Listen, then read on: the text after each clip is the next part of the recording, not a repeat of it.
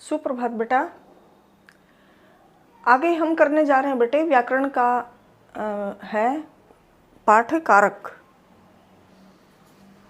आप लोगों के सामने कुछ वाक्य अंकित हैं यहाँ पर। इन वाक्यों को पढ़िए। मजदूर ने बारात को आते देखा, वह माँ के लिए दवा लाया। रईस पालकी से उतरा, वह गलीचे पर पालथी मारकर बैठ गया। हे प्रभो भला कर। तो यहाँ पर बीच बीच में कुछ शब्दों को मैंने रेखांकित किया है। ने, को, के लिए, से, पर। जो ये रेखांकित शब्द हैं बीच बीच में चिन्ह है, अगर इनको हटा दिया जाए तो जो ये वाक्य हैं ये अपने अर्थ को अभिव्यक्त कर पाएंगे? नहीं कर पाएंगे ना। अपने अर्थ को स्पष्ट रूप से अभिव्यक्त नहीं कर पाएंगे। तो इनका क्या काम है? बीच बीच में जो ये चिन्ह लगाए गए हैं, जो ये किसी भी अर्थ को स्पष्ट करने में सहायक हैं। इनको कारक चिन्ह कहते हैं। अब और ये संज्ञा या सर्वनाम शब्दों का क्रिया के साथ संबंध बताते हैं। अब यहाँ पर किसने देखा? मजदूर ने। किसके लिए? माँ के लिए। कौन उतरा? किससे उतरा? पालकी से उतरा। किस पर बैठ गया? गलीचे पर। तो ये क्रिया से संबंध बता रहे हैं। तो ये क्या है? कारक चिन्ह है। इसकी क्या परिभाषा बनेगी? संज्ञा या सर्वनाम के जिस रूप से क्रिया से उसका संबंध जाना जाए उसे कारक कहते हैं। क्या परिभाषा बेटा इसकी? संज्ञा या सर्वनाम के जिस रूप से क्रिया से उसका संबंध प्रकट हो, ज्ञात हो, उसका संबंध जाना जाए उसे कारक कहते हैं। ये 8 प्रकार के होते हैं। एक तरफ आप लिख लेंगे कारक और दूसरी तरफ उसके लिख लेंगे चिन्ह। उनके लिए जो चिन्ह निर्धारित किए गए हैं। कर्ता ने, कर्म को,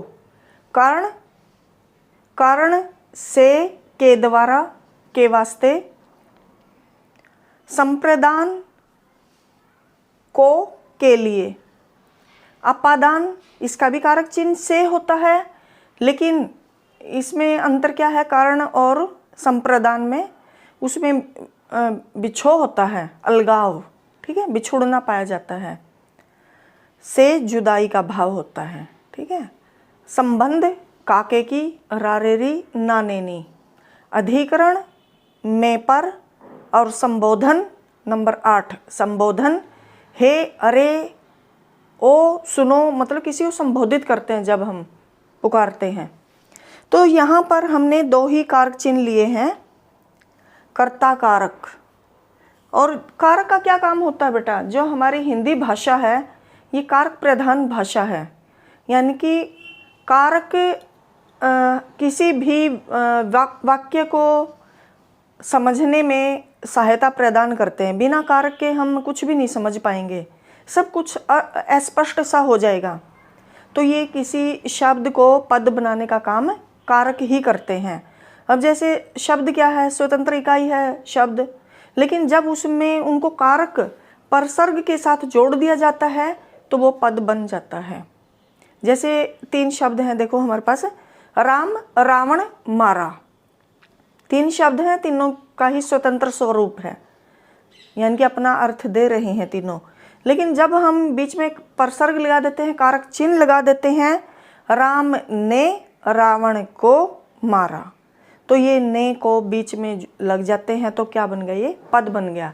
तो कारक ही किसी शब्द को पद बनाने का काम करते हैं। हमारी हिंदी भाषा भी क्या है? कारक प्रधान भाषा है। तो यहाँ पर हमने कर्ता, कर्म और कर्ण 3 कारक लिए हैं।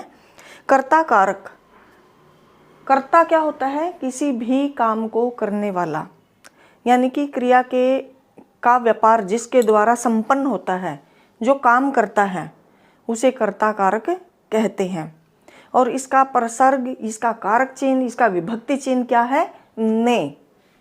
यहाँ पर कुछ वाक्य लिखे हैं मैंने, इनको ध्यान से देखो। मोहन ने कविता सुनाई। देखो यहाँ पर कारक चिन्ह लगा हुआ है ने, और कर्म भी है यहाँ पर, यानी कि सकर्मक क्रिया है ये। सुनाई, सुनाई से क्या तात्पर्य हुआ कि ये भूतकाल की क्रिया है, ठीक है। और ने कारक चिन्ह यहाँ पर दिखाई दे रहा है। गीता रोटी बनाती है।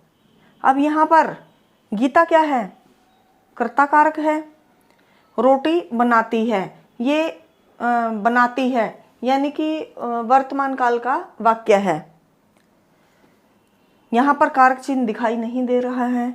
सुधांशु क्रिकेट खेलेगा, भविष्यत काल का वाक्य है, स्पष्ट हो रहा है। तो ये जो दो बीच के हैं, देखो पहला है भूतकाल का वाक्य है, दूसरा है वर्तमान काल का, और तीसरा है भविष्यत काल का। तो जो भूतकाल और वर्तमान काल और भविष्यत काल के वाक्य हैं, इनमें कारक चिन्ह नहीं लगा हुआ है। ये बात दिखाई दे रही है ना बेटा। हरीश देर तक सोया। अब ये वाक्य भी, नंबर 4 वाक्य भी भूतकाल का आ गया। ये वाक्य भी भूतकाल का है। यहाँ तो कारक चिन्ह दिखाई दे रहा था हमें, लेकिन यहाँ पर दिखाई नहीं दे रहा है, ओझल है। हरीश देर तक सोया, तो ये अकर्मक क्रिया है। तो यहाँ पर जो कारक चिन्ह है बेटा, यहाँ पर क्या बात स्पष्ट हो रही है, ने परसर्ग जो है, जो कर्ता का कारक चिन्ह ने है, वो कहाँ पर दिखाई देता है, सकर्मक क्रिया हो और भूतकाल की क्रिया हो। वर्तमान काल की, भविष्यत काल की क्रिया में वो दिखाई नहीं देता है। असमर्थता वाले वाक्य में कर्ता के साथ से के द्वारा, असमर्थता वाले जो वाक्य होते हैं वहां पर कर्ता के साथ ने की अपेक्षा क्या लगा होता है, से या के द्वारा लगा हुआ मिलेगा। जो कर्मवाच्य और भाववाच्य होते हैं ना बेटा, उनके साथ से और के द्वारा। मोहन से पढ़ा नहीं जाता, मोहन कर्ता कारक है और ने की अपेक्षा यहाँ पर क्या लगा हुआ है, से, असमर्थता का वाक्य है ये। विद्यार्थियों द्वारा पढ़ा गया, ये कर्मवाच्य का, विद्यार्थियों द्वारा पढ़ा गया। तो जो कर्मवाच्य और भाववाच्य के जो वाक्य होते हैं, उनके साथ से और के द्वारा कर्ता के साथ लगा हुआ होता है। तो कर्ता कारक में क्या है, ने कारक चिन्ह होता है, और कहाँ कहाँ ये लगा नहीं होता, इनके बारे में ये बता दिया गया है। नंबर 2 है कर्म कारक। माली ने पौधों को पानी दिया। अब कर्म कारक की परिभाषा क्या कहती है बेटा, क्रिया के व्यापार का फल किस पर पड़ता है, कर्ता की अपेक्षा किसी और संज्ञा या सर्वनाम शब्द पर पड़ता है, कर्ता पर नहीं पड़ता है। किस पर पड़ता है, कर्म पर पड़ता है। वाक्य में और जो संज्ञा शब्द हैं, संज्ञा या सर्वनाम शब्द, उनके ऊपर क्रिया के व्यापार का फल पड़ता है। और इसका कारक चिन्ह क्या है, को, कर्म को। माली ने पौधों को पानी दिया, पुलिस ने चोर को पकड़ा, आशा ने गीत गाया, नेहरू ने इंदिरा को पत्र लिखा। ये 4 वाक्य हैं, अलग अलग प्रकार के हैं। यहाँ पर देखो, माली ने पौधों को पानी दिया, यहाँ पर 2 कर्म है। देखो, पौधों को पानी दिया, पुलिस ने चोर को पकड़ा, एक ही कर्म है। आशा ने गीत गाया, एक कर्म है। नेहरू ने इंदिरा को पत्र लिखा, ये द्विकर्मक है। इंदिरा को, अब यहाँ पर पौधों को, इंदिरा को, यानी कि ये दोनों क्या है, प्राणीवाचक। प्राणीवाचक शब्दों के साथ को परसर्ग लगा हुआ मिलेगा, और जो अप्राणीवाचक, जो अगला कर्म है, उसके साथ पानी, पत्र, इनके साथ जो को परसर्ग है वो लगा हुआ नहीं होगा। तो यहाँ पर जो पानी है और कर्म पत्र है, ये मुख्य कर्म है, और जो पहले वाले हैं पौधों और इंदिरा, ये क्या है, गौण कर्म है।